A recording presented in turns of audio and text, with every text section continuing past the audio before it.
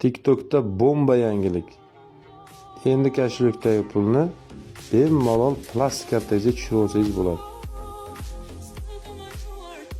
Endi efir orqali, battlelar orqali yoki monetizatsiya orqali tushgan pullarni O'zbekistonda WebMoneyga emas, to'g'ridan-to'g'ri plastik kartaga tushirib olish iloji bor.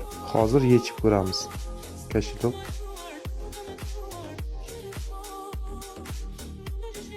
Показать.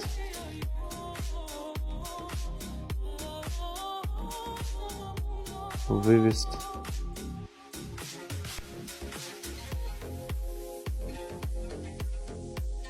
Управление.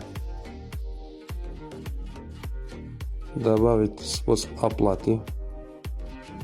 Mana bu yerda kreditная debetовая karta deganni bosamiz.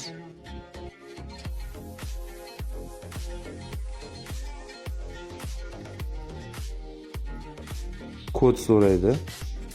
Qaysi raqamga ochilgan bo'lsa, o'sha raqamga kod keladi. Kodni kiritamiz.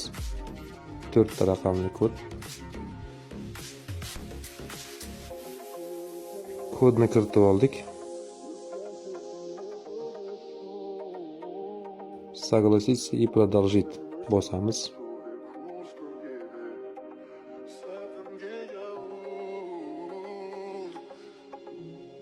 Va karta raqamini kiritamiz.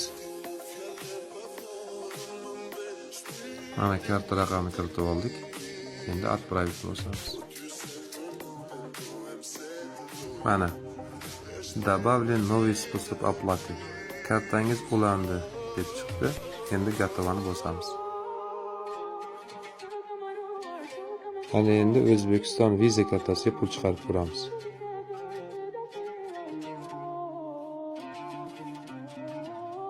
Вывести bosamiz. Kerakli summani kiritamiz. Misol uchun $40.